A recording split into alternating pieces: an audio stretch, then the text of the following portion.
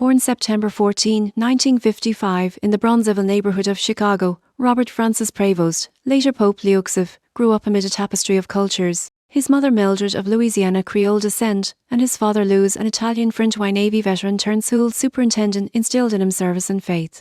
In Jolton, Illinois, young Bob sang in the parish choir, Ultra served at St. Mary's, and dreamt of priesthood. At 14, he entered St. Augustine Seminary High School in Michigan. There, he excelled academically, honor roll, debate champion, yearbook editor, and deepened his Augustinian calling, one of only 13 to graduate. After his seminary years, Prevost studied mathematics at Villanova University bis 1977 while working as a cemetery groundskeeper, absorbing humility and hard work. Back in Chicago, he completed an MDiv at Catholic Theological Union in 1982, then went to Rome for Ickel and Maxi 1984, 1987 at the Pontifical University of St. Thomas Aquinas. His thesis on the role of a local prior priesthood leadership. During these years, Bob learned Italian, Latin, and immersed himself in Augustine's writings. This foundation, with Western grit, scholarly rigour, contemplative prayer, shaped a man equally at ease in the cemetery at night and the libraries of Rome by day. It set the stage for a life that would traverse continents and ultimately lead to the papacy. In 1985, after priestly ordination in Rome, Prevost answered a call to Peru. First as Chancellor in Chulucanas,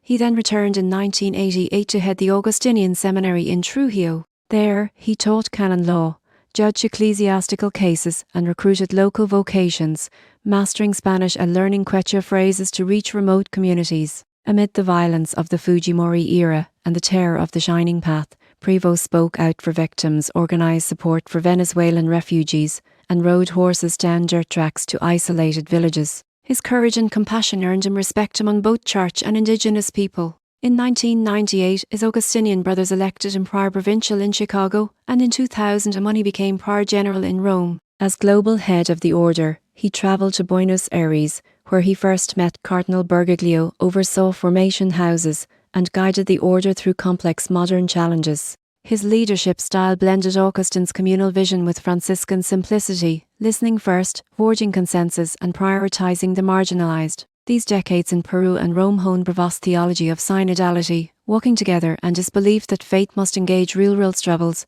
poverty, migration, human rights. His tenure prepared him for higher responsibilities and shaped a worldview that would define his papacy.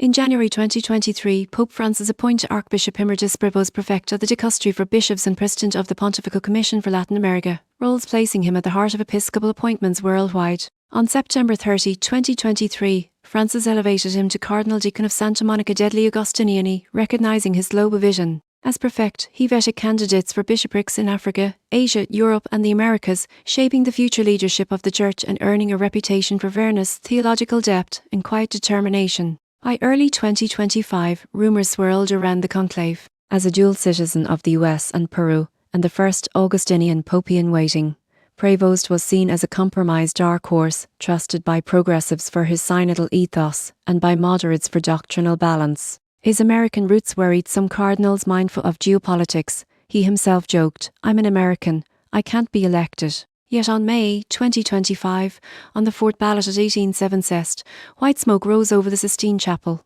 Cardinal Dominique Mamberti proclaimed Habemus Papam, Leo XIV, a name honouring Leo XIV's social teaching. The first American-born pope, first Augustinian and second from the Americas had emerged. His first appearance on street, Peter's Loggia, wearing the traditional mozzetta and papal ferula of Benedict XVI, signal both continuity and renewal. In Italian and Spanish, his inaugural Urbi et Orbi blessing paid tribute to Francis and set a tone of unity and dialogue for his pontificate. As Pope Leo XIV, the new pontiff immediately emphasized continuity with Francis's legacy of mercy and outreach, while bringing Augustine's communal vision into the digital age. On May 9, his first Mass in the Sistine Chapel decried global indifference to suffering. On May 14, he appointed an auxiliary bishop in Cala, underscoring his bond with Peru. His June address to the Roman Curia highlighted the Fourth Industrial Revolution and robotics and called for defending human dignity, just labour, and ecological stewardship. Drawing inspiration from Leo XIV's Rerum Novarum, he framed modern social teaching for a world of algorithms and automation.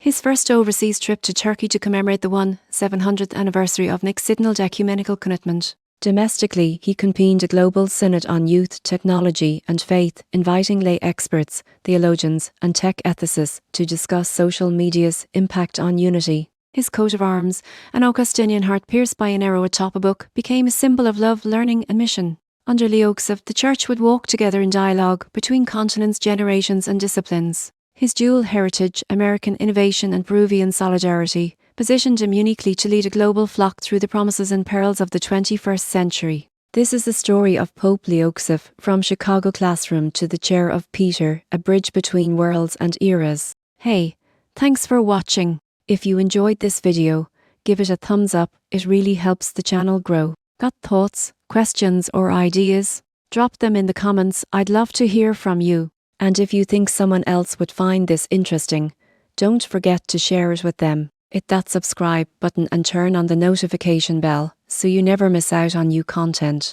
Thanks again for being here. See you in the next one.